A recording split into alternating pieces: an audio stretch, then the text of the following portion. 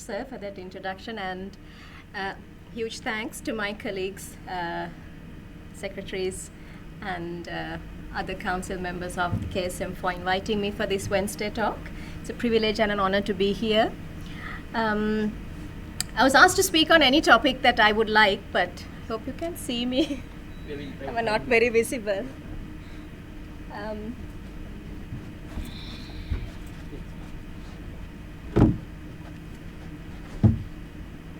Thank you. Thanks. It's better. Yeah, thank you. So I was asked to talk on any topic that I would like, but I thought I'll speak about depression because there's many reasons behind that, as you will realize once we go through the lecture. It's also a topic that I like to talk about. So I hope that you will gather something useful from this lecture, whether you're a student or whether you're a consultant, or even if you're not very much involved with psychiatric patients. It's very important to understand about depression because it is truly a silent killer. Now, before I move on to the lecture proper, when we were trained as medical students, right, and you are being trained as medical students, there are 4 cardinal things that we are supposed to do when we examine a patient, isn't it? What are they? The 4 things? Inspection. Yes, you're right. Okay, good. So we were trained, isn't it? We were told that this is the way to start examining your patients. So we all have been through this inspection, palpation, percussion, auscultation, sort of examination techniques. Because why? Why is inspection first? It's very important. Seeing, looking, and gathering information from whatever you observe. Unfortunately, in psychiatry, the seeing part is not very obvious, particularly in depression. It's obvious to a very skilled person who has been many years in the field. But for people who are not in the field of psychiatry, it's not very obvious. As opposed to, if I ask you, out of these 4 people, who is likely to have a thyroid problem? Is it very difficult? No, surgical things are very simple and straightforward, doesn't need a lot of analysis and intelligence, I suppose, as opposed to psychiatry. Very obvious, isn't it? If I ask you who is the person who is probably having a liver problem, probably, it's very obvious, isn't it? Yes. But if I ask you which one of them has depression, one of these people has depression, is it very easy to pick up? No, it's not easy. That's because it's well hidden. You will not grasp it on inspection alone. That's what I want to tell you. That's the very first point I want to tell you. Now, are we concerned about depression? Yes. Should be concerned, particularly in Sri Lanka. We have high rates of depression, right? We have very high rates of depression as opposed to some of the other countries, our other counterparts. So it's a huge cause for concern. And in fact, this Dr. David Byrne is one of my I am a very particular follower of him. He's a famous psychiatrist. And he said depression is the world's #1 public health problem. #1 public health problem. It's recognized by the World Health Organization. And it's so widespread, right, that we say it's the common cold. It's like the common cold. How common is the Hembrisava that we have, right? It's like that. In relation to psychiatric illnesses, it's the common cold. But unlike a common cold, right, you can actually die of depression. That's the problem. Depression can kill you. But having said that, this is not a lecture on suicide. Okay? This is not a lecture on suicide. Because I know that's what you were probably thinking, she's probably going to talk about suicide. This is not about suicide. In fact, you'd be surprised that if you look at the connection between depression and mortality or death, suicide is just 1. Okay? And as we proceed through the lecture, you will realize that there are many other things which come in between death and depression. Suicide being just 1. Okay? So I said depression is a huge cause for concern. It's a huge problem. How big is this problem? Okay, it's prevalent in about 5% of the population. Sri Lanka, it's about 8%. Among university students, it's about 12%. Okay, so it changes, but generally in our population, it's about 8%. General population is about 5% globally. Okay, you have a lifetime risk of about 15%. It's pretty high, isn't it? It's pretty high, 15%. And you probably know that women are more vulnerable to develop depression than men. Surprisingly, it's high in the elderly, more in people with medical diseases. The more medical diseases you have, the more your vulnerability goes up. In inpatients, not in the psychiatry ward, in general inpatients, it's about 10 to 12%. I'm just trying to show you how common it actually is. About 1/5 of people who come to the OPD, they may come for something else, but there is and there can be depression, and you will miss it unless you look for it. Okay, right.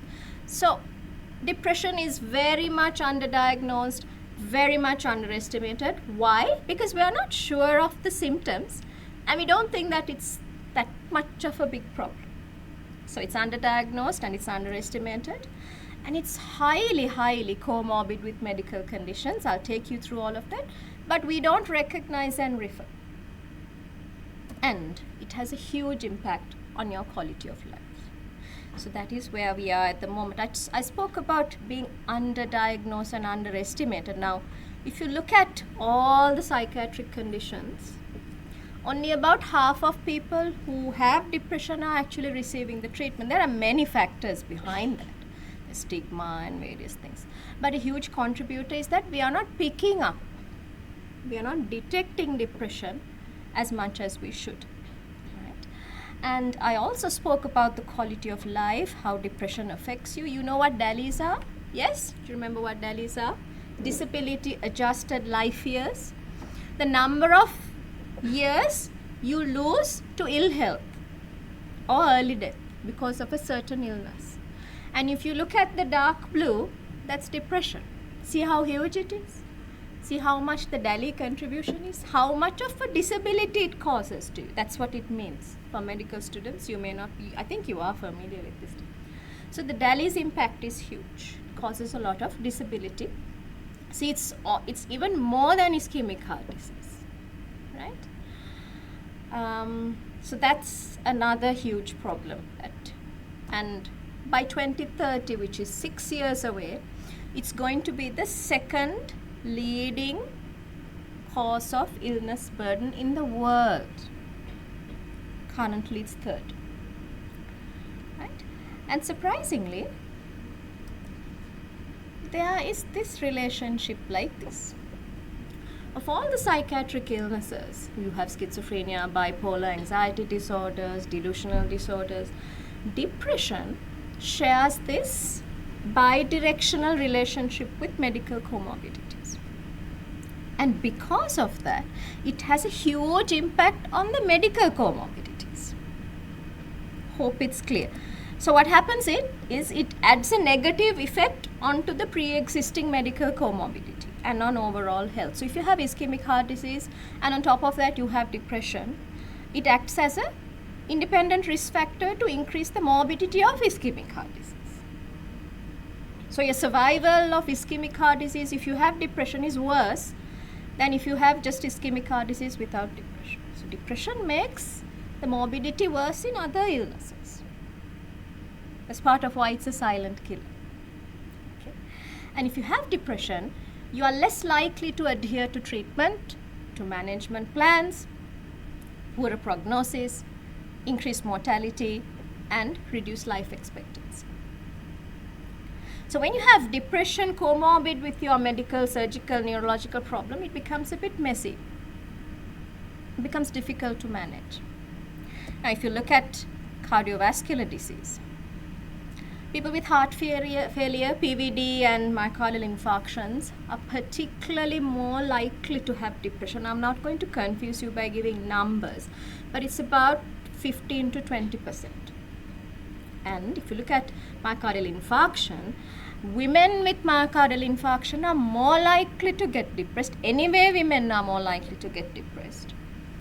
Women with myocardial infarction more than men are likely to get depressed. People with anterior myocardial infarctions, comorbid hypertension, past myocardial infarctions, and other comorbidities, the depression risk goes higher. Right? What about cancer? Yeah, you think it's high in cancer? It's pretty high. More, of course, during the active disease than during remission. It's said to be high in patients with ovarian tumors, brain tumors, and females with reproductive system tumors, also kidney tumors.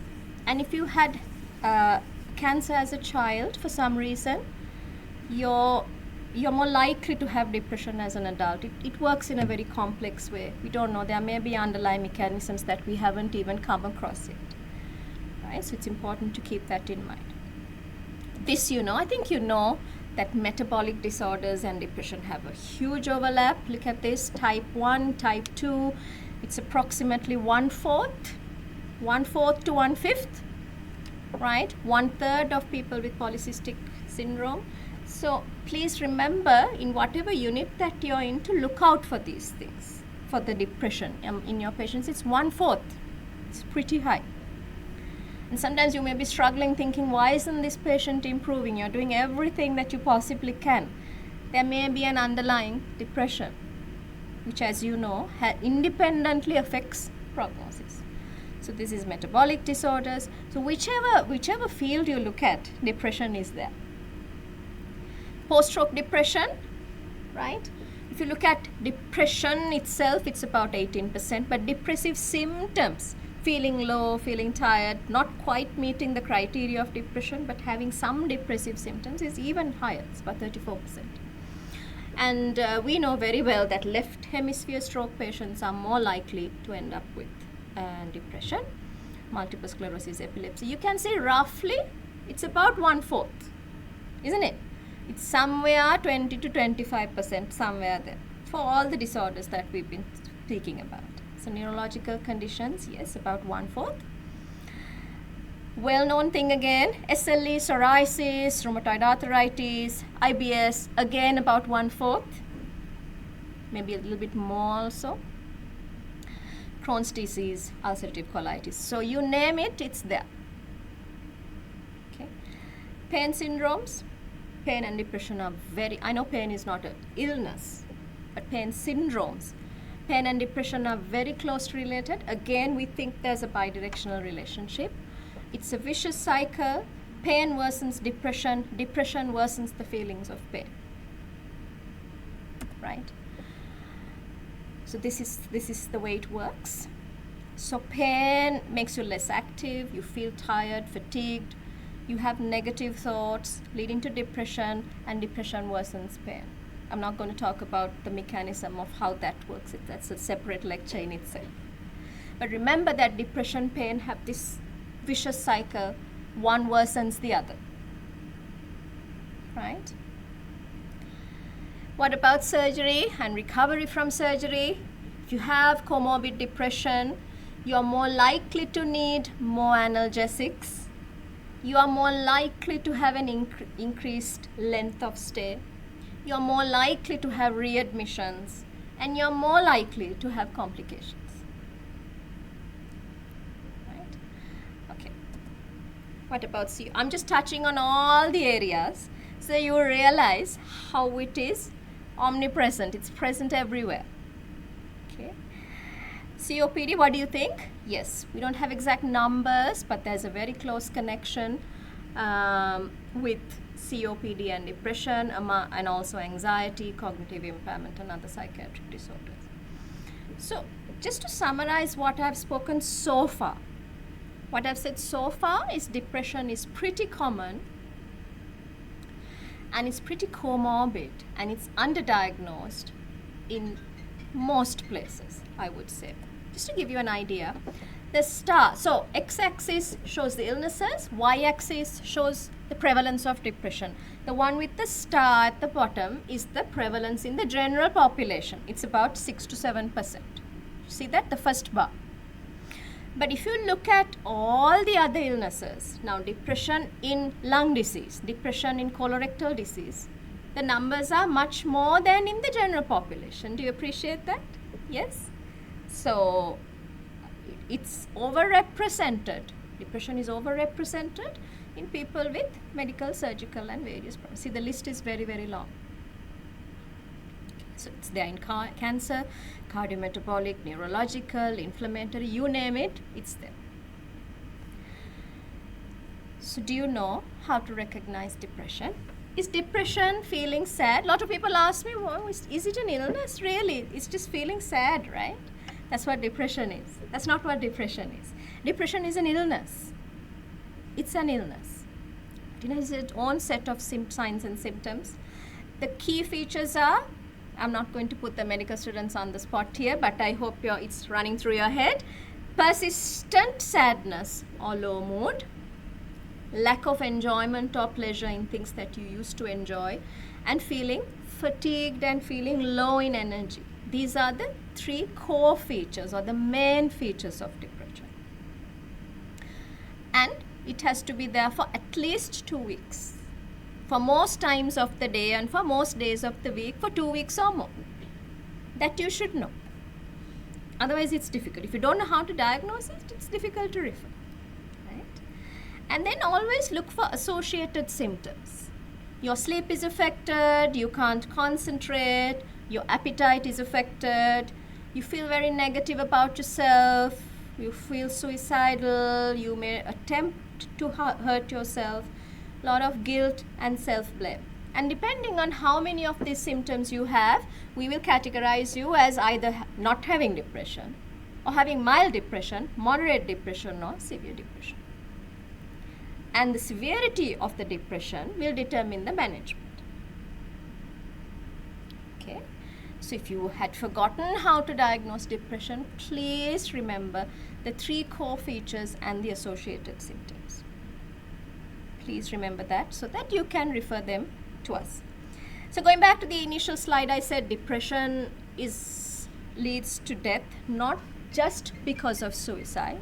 So can you fill in the blanks now? What's in these intermediate bubbles which I've spoken to you about? Okay, so it worsens pre-existing illness, it affects your quality of life, it adds disability to your years, and it causes poor adherence to whatever, whether you are having lung cancer or COPD or stroke or whatever it is. Depression being there will increase the mortality. That is why it's a silent killer. Okay, that is why it's a silent killer. Now, what about children?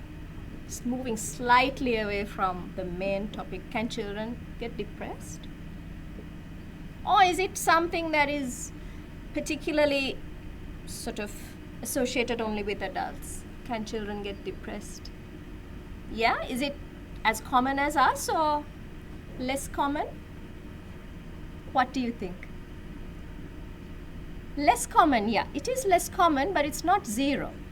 The youngest child that I saw with depression was 7, right? She was 7 years old.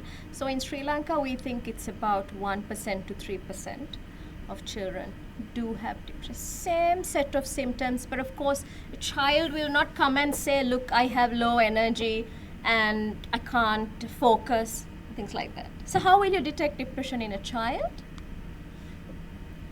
How? What are the sort of hints that this child may be depressed? What will you look for? It's very important. We are seeing more and more and more children coming with depression now, children and adolescents. So in children and adolescents, it's what? Their behaviors. You have to go by behaviors and interactions and school performance. These things go down. Children can become quite aggressive. They can be quite aggressive, quite defiant. What is defiant? Doing things that you shouldn't be doing. Right? Getting irritable, isolating. School performance drops. And nowadays, being very much hooked onto devices and online games and things. So if you have any sort of doubt about behavioral changes in children, please look for depression.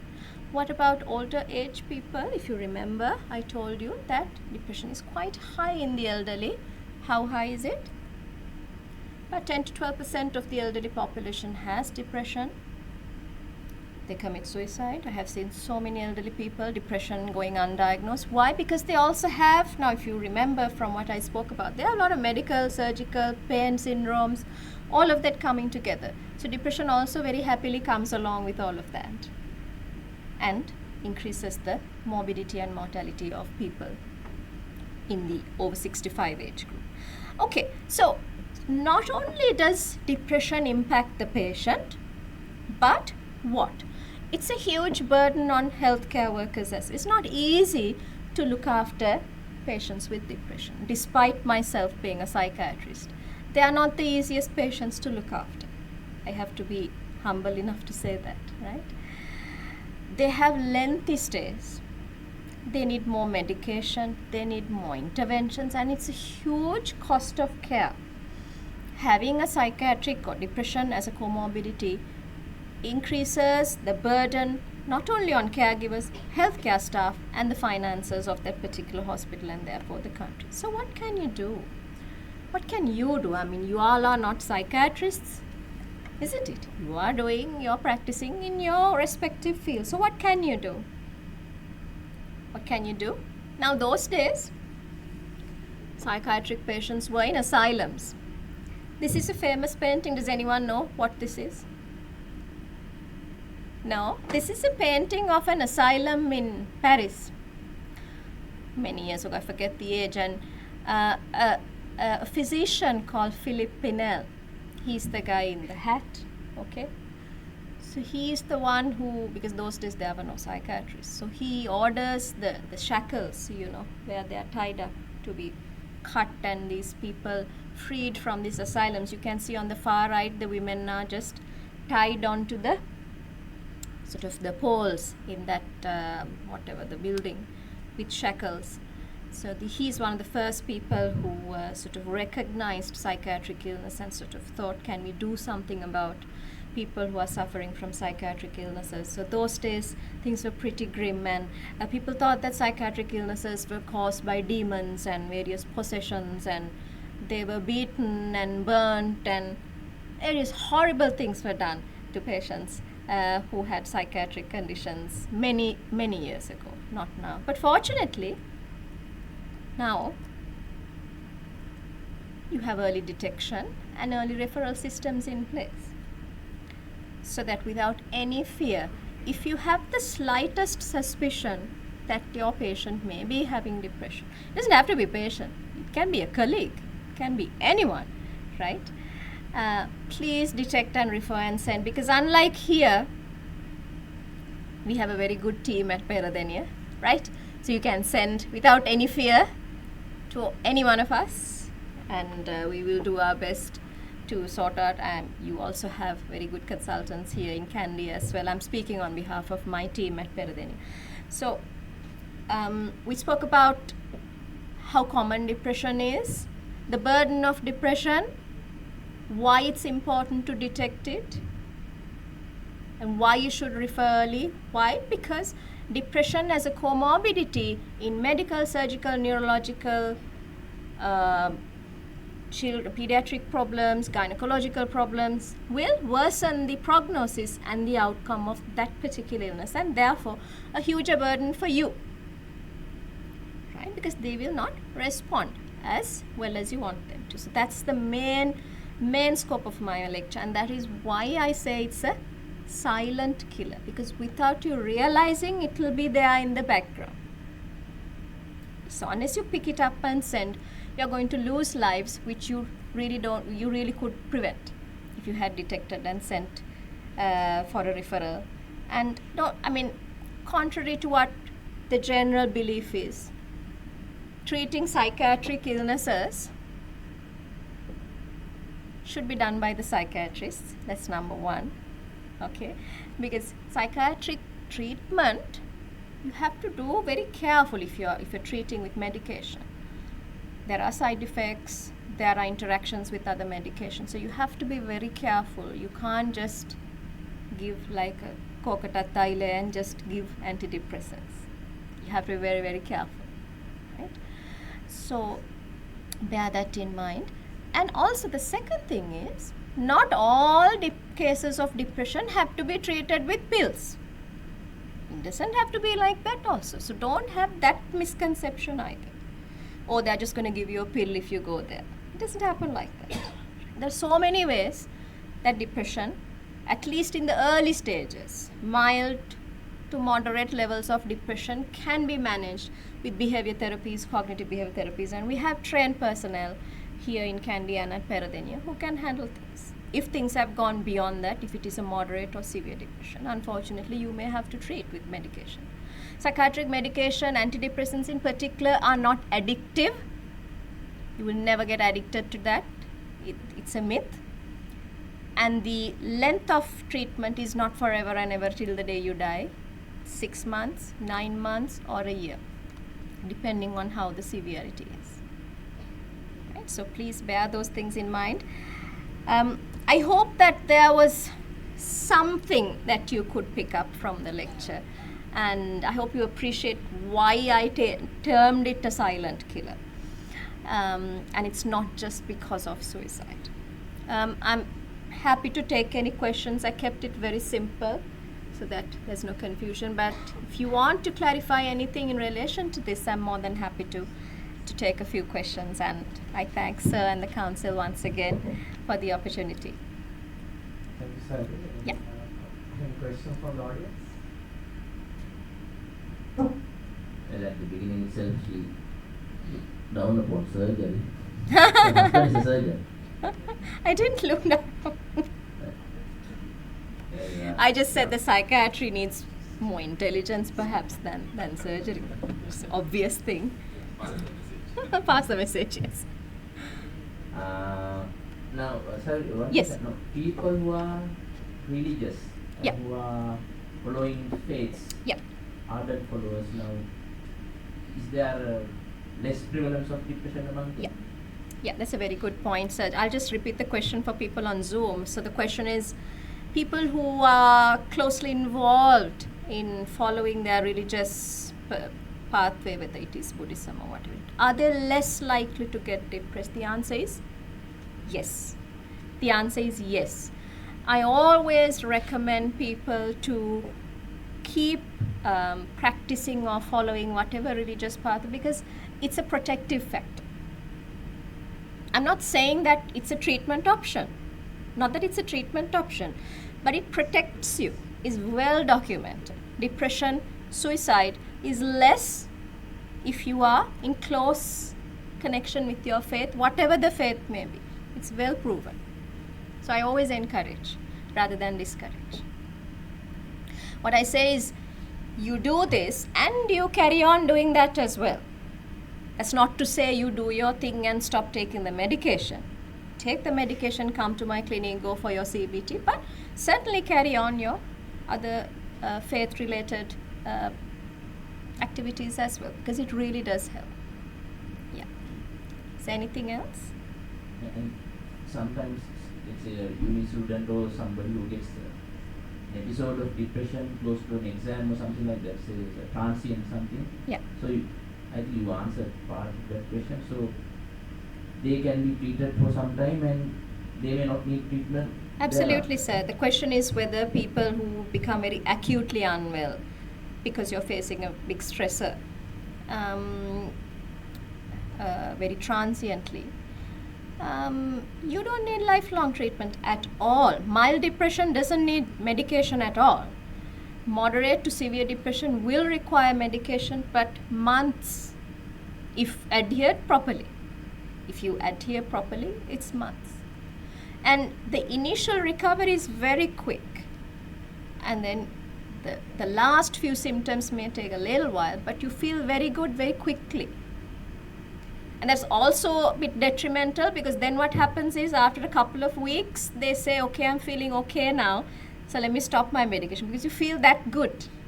But the problem is it takes a while, because the depression is low serotonin.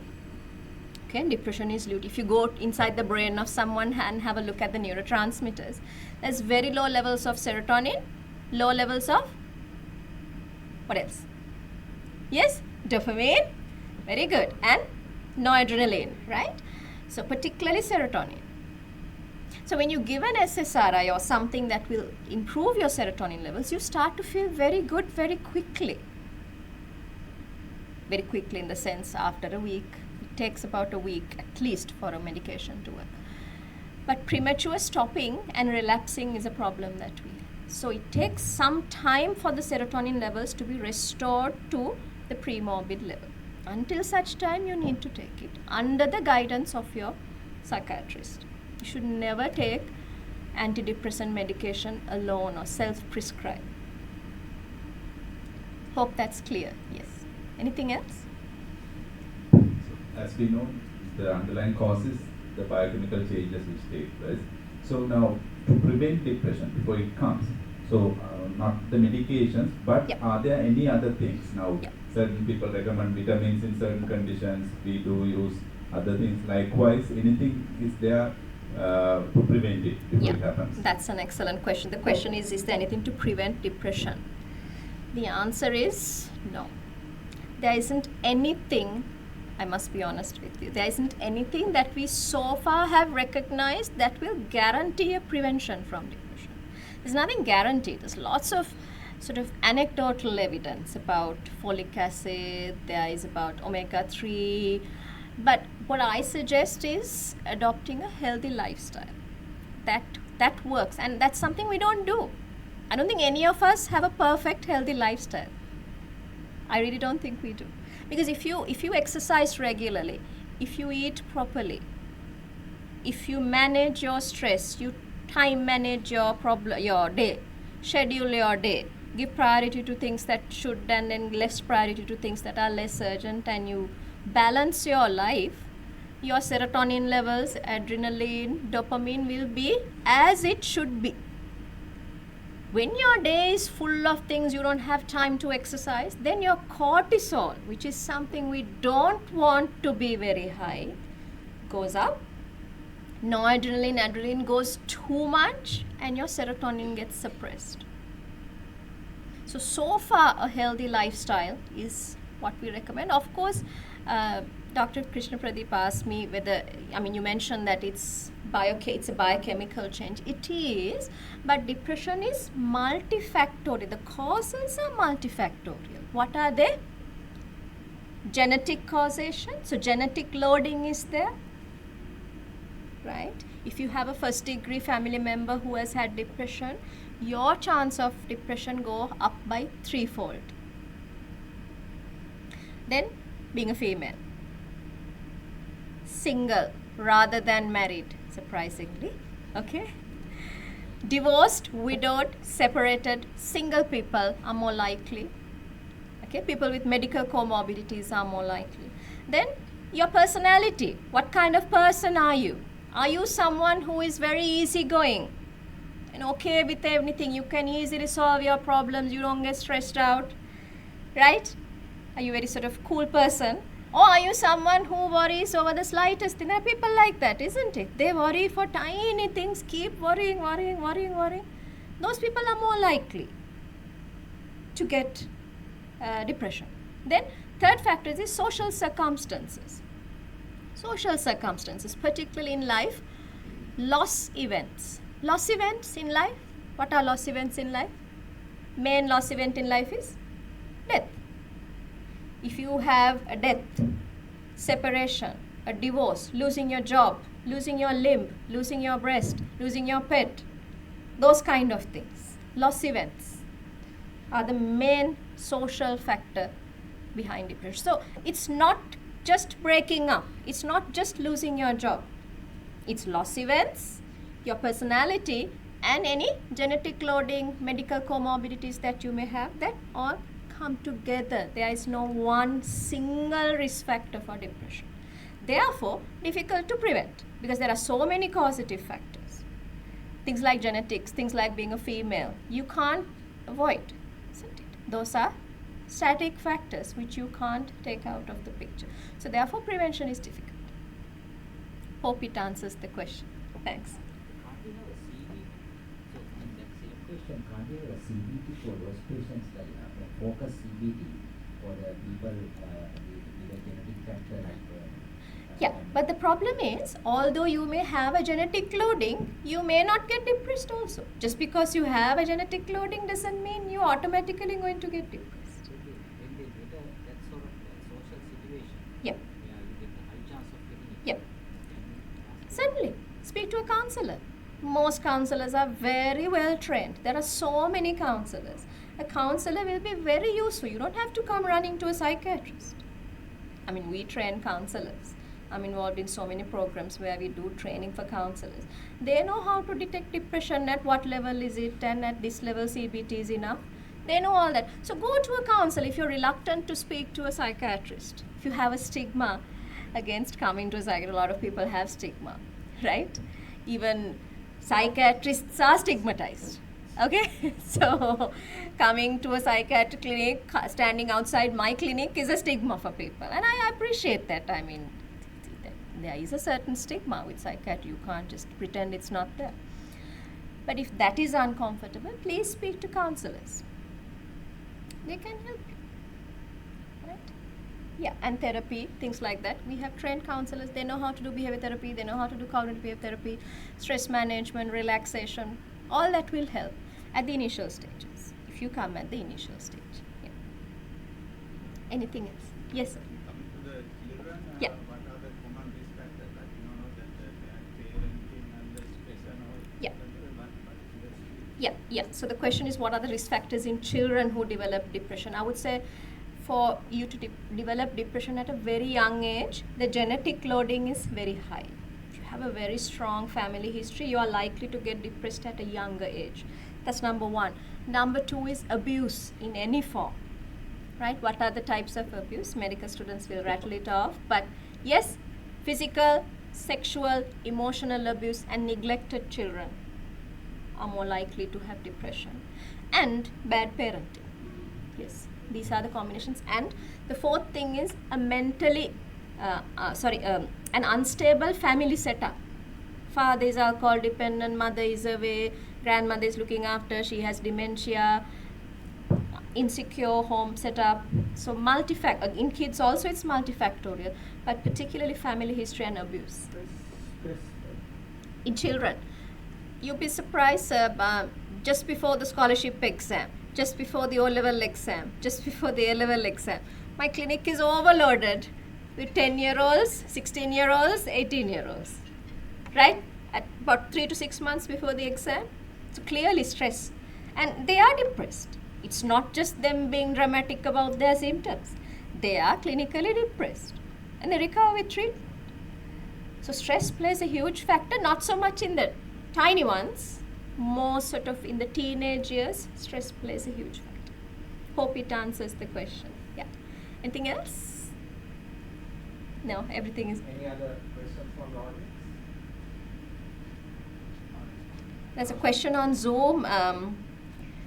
Professor Tilak Jayalat has asked why depression is so common among university students. It's a tough one to answer because depression among university students is a global health problem. It's not just a problem at University of Peradeniya. Everywhere in the world, university students have high rates of depression. Right? You must remember that depression starts at which age does depression generally start? Early to mid-20s, 24, 25, somewhere there. But of course, 18 to 30, that range. So that's where anyway depression starts. And university students are at once they enter university, they're uprooted from where they were comfortable, their school, their friends, their home, all the activities that they were doing, which all has to change when you come in. The transition is difficult. Because for young people, late teens, early 20s, adaptability is still not very mature. They're not very much able to adapt to situations as much as we as mature. It's surprising, isn't it? Right? Certain parts of the brain are not quite mature yet, and they're very impulsive. This 18 to 25, 26, that group. The impulse control ability is not fully developed. Adaptability is not fully there. Changing circumstances, different academic load. There's no extra tutoring, right? Residential facilities may not be fantastic. So a lot of factors coming in. We think that's probably why. And also this is the time where y'all are experimenting with relationships and substances and various things. These also contribute. So it's again multifactorial, but like Sir has asked, I mean, it's not just a problem at Peradeniya. It's a problem everywhere in the world. Okay. Thank you. Thank you, Sally. Thank you. Yeah, thank you so much. Informative and